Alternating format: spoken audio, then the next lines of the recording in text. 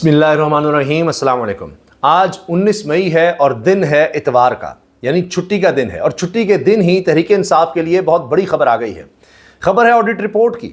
शहर इक़्तिदार हाथ से निकल गया है। वफाकी दारुल हुकूमत इस्लामाबाद के तीनों हलकों की ऑडिट रिपोर्ट सामने आ गई है। और इस ऑडिट रिपोर्ट में वो सब कुछ आ गया है, दूध का दूध पानी का पानी हो गया है, जिस बारे में सब कह रहे थे, सब रिपोर्ट कर रहे थे। जिस तरह से इलेक्शंस हुए थे उसी दिन सबको पता लग गया था कि तीनों हलकों में तहरीक इंसाफ जीती है। अब कल का दिन बड़ा अहम हो गया है, क्योंकि कल अदालत में भी केस है और तीनों हलकों के हवाले से फॉर्म 45 तस्दीक शुदा ओरिजिनल फॉर्म 45 मंगवा लिए गए हैं। और नून लीग के जो उम्मीदवार जिनको जबरदस्ती जितवाया गया था उनसे मंगवाए गए हैं। आप ऑडिट रिपोर्ट के बारे में सुनेंगे तो आप हैरान हो जाएंगे किस तरह से एक एक चीज इसमें वाज़ेह हो गई है। और इसमें बता दिया गया है कि साबित हो गया है कि तहरीक इंसाफ के उम्मीदवार जिनको रनर अप दिखाया गया, दूसरी पोजीशन पे दिखाया गया, असल में उनके वोट कहीं ज्यादा थे, हजारहा वोट ज्यादा थे। और एक एक वोट को काउंट करके सामने लाया गया है और पूरी रिपोर्ट तैयार की गई है। और ये ऑडिट रिपोर्ट है जिसके बारे में अब सब सहाफ़ी बात कर रहे हैं। डॉन ने इसको शेयर किया है, इस खबर को, और अब इसी पर हर तरफ बहस हो रही है, इसी पर बात हो रही है। और ये सबको पता था, लेकिन मसला ये है कि इन्होंने समझा, हुकूमत में जिस तरह से जमाते हैं, इन्होंने समझा कि जनाब बस हम आ जाएंगे, बैठ जाएंगे, कौन पूछेगा, अदालतें हमारे साथ होंगी, इलेक्शन कमीशन हमारे साथ है, कोई मसला नहीं होगा। 8 फरवरी को जो झुरलू फेरा है उसके बाद कहाँ ये होगा, 5 साल हम इसी तरह गुजार देंगे। लेकिन मामला है फॉर्म 45 का। धांधली कोई एक स्टेशन पर हो, कोई आगे पीछे मामला हो, ये तो जनाब इन्होंने धांधला किया। फॉर्म 45 जो कि सबसे अहम डॉक्यूमेंट है, हर पोलिंग स्टेशन पर वहां पर पोलिंग एजेंट के दस्तखत लिए जाते हैं कि भाई आपके उम्मीदवार को इतने मिले, आपके उम्मीदवार को इतने मिले, आपके उम्मीदवार को इतने मिले, तो सब वहां दस्तखत करते हैं, हाँ जी इतने ही थे। और अब आप ये देखें कि चाहे मुस्तफा नवाज खोखर हैं, चाहे जमात इस्लामी के अरकान हों, चाहे दीगर जमातों के हों, सिवाय उनके कि जिस तरह नून लीग है जिनको ज़बरदस्ती यहाँ से जितवाया गया, वो टेलीविजन पर आकर कह चुके हैं कि जी हमें भी 45 मिले हैं और उसके मुताबिक तहरीक इंसाफ के उम्मीदवार ही जीते हुए हैं। अब तीनों हलके फारिग होते नजर आ रहे हैं, तीनों हलके, और जो असल में लोग जीते थे उनके पास वापस जाते ये तीनों हलके नजर आ रहे हैं। तो शहर इक़्तिदार वफाकी दारुल हुकूमत के 3 ही हलके हैं और तीनों में तहरीक इंसाफ जीती और वो मामला अब वापसी की तरफ है। इसके हवाले से आप देखिए वोटों का फ़र्क हुआ ये है कि जो ऑडिट रिपोर्ट आई है उसमें एक्चुअल रिजल्ट्स जो हैं वो ये बताते हैं कि NA 46 इस्लामाबाद में आमिर मुगल PTI के 75,608 वोट इन्होंने लिए हैं, 75,608। ये ऑडिट रिपोर्ट के बाद अंजुम वकील जो हैं PMLN के, उन्होंने 38,607 लिए। कहाँ 75,000, कहाँ 38,000। और आप देखें ये तकरीबन आधे का फ़र्क है, यानी 100 गुना ज़्यादा उन्होंने, 100% ज़्यादा उन्होंने वोट लिए हैं। तो उनको चेंज कर दिया गया, फॉर्म 47 में बिल्कुल बदल दिया गया, ये हाल हुआ। इसी तरह आगे जनाब NA 47 इस्लामाबाद में शुएब शाहीन ने 1,01,061 वोट लिए। ये वकील भी हैं शुएब शाहीन, 1,01,061 वोट। तारिक फजल को मिले 49,528। ये भी देखें उनकी 50,000 से ज़्यादा की लीड है। अब इससे आप याद कर लीजिए कमिश्नर रावलपिंडी का बयान कि कितने वोट किस तरह से किए गए। उन्होंने गालिबन 50, 70 हज़ार का बताया था। ये वारदातें डाली गई हैं।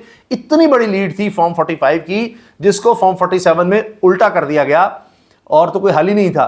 तो लिहाजा जनाब अब ऑडिट रिपोर्ट भी आ गई है और उसमें साबित हो गया कि शुएब शाहीन के 1,01,061 वोट और तारिक फजल चौधरी के 49,528। इसके बाद जनाब अली बुखारी PTI के 70,318 वोट और खुरम नवाज PMLN के 26,876 वोट। हर जगह जनाब ये देखिए, यानी आधे वोट भी नहीं मिल सके इनको। तो ये सूरत हाल है और इस वजह से जनाब फॉर्म 47 का सहारा लेना पड़ा और ये तीनों सीटें जनाब वापस होंगी। अभी तो 80 के करीब जो हैं हल्के चैलेंज किए हुए तहरीक इंसाफ ने। और ये मामला अगर चल पड़ता है और फॉर्म 45 पर अब कल जिस तरह से इलेक्शन ट्रिब्यूनल में मामला है, नहीं इस्लामाबाद हाई कोर्ट ने जो ट्रिब्यूनल बनाया हुआ है उसमें ये फॉर्म 45 मंगवा लिए गए हैं और उसके मुताबिक अगर फैसला आ गया और ये ऑडिट रिपोर्ट जब साबित कर रही है तो ये तो कहानी बदल जाएगी। शहर इक़्तिदार तो हाथ से गया, तीनों हल्के हाथ से गए। इसमें जनाब चूँकि तहरीक इंसाफ ने तीनों हल्कों में धांधली के खिलाफ जो दरख्वास्त दायर की हुई है उनमें उम्मीदवार शुएब शाहीन, अली बुखारी और आमिर मुगल हैं। अब इसमें कल अहम समाअत होगी इनके अपीलों में। इलेक्शन ट्रिब्यूनल के जज जस्टिस तारिक महमूद जहांगीरी जो इस्लामाबाद हाई कोर्ट के जज हैं انہوں نے الیکشن کمیشن اور جیتنے والے مسلم لیگ نون کے امیدواروں کو حکم دیا تھا کہ تینوں حلقوں کے فارم 46 کے ساتھ اصل فارم 45 بھی 20 مئی تک جمع کرائیں. کل 20 مئی ہے اور اب آپ دیکھیں ان سے کتنی دفعہ کہا گیا کہ جی آپ فارم 45 دکھا دیں. تحریک انصاف والے لے کے پھرتے رہے فارم 45، لیکن کبھی نون لیگ والے نہیں دکھائیں گے. میاں نواز شریف کی آپ نے کل تقریر سنی ہوگی، ان کا رونا دھونا سنا ہوگا کہ جی میں مرتے دم تک نہیں بھولوں گا، بولتا رہوں گا مجھے کیوں نکالا، لیکن نہیں جواب دیں گے. اتنا بڑا تضاد ہے کہ جواب نہیں دیں گے کہ آپ نے اب ہارنے کے باوجود پھر جیت کیوں قبول کی. ہارے تو اس کے بعد آپ نے زبردستی کی جیت کیوں قبول کی، کیا وجہ تھی، کیا مجبوریاں تھیں آپ کی. یعنی خود اتنا بڑا تضاد کہ آ کر دھاندلی زیادہ الیکشن میں آ کر بیٹھ گئے ہیں اور اب کہہ رہے ہیں جی ہمیں سچا پیار نہیں ملا، ہمارے ساتھ یہ ہوا. خود ظلم کر کے مظلوم بننے کی کوشش کرتے ہیں. یہ کیسے چلے گا؟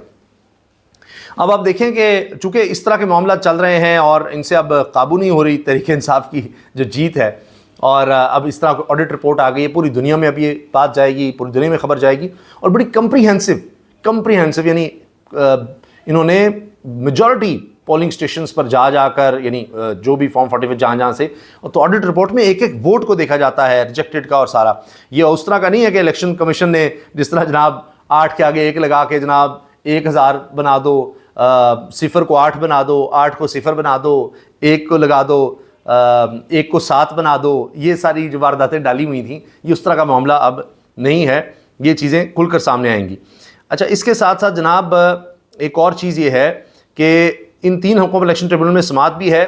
جسٹس محسن اختر کیانی کے حوالے سے بھی کہا جا رہا ہے سماعت کا، اور اب لگتا یہ ہے کہ یہ تحریک انصاف کو واپس ملیں گی سیٹیں. بہرحال اس میں جو جج صاحب تھے وہ طارق محمود جہانگیری صاحب تھے جو اس کیس کو دیکھ رہے ہیں.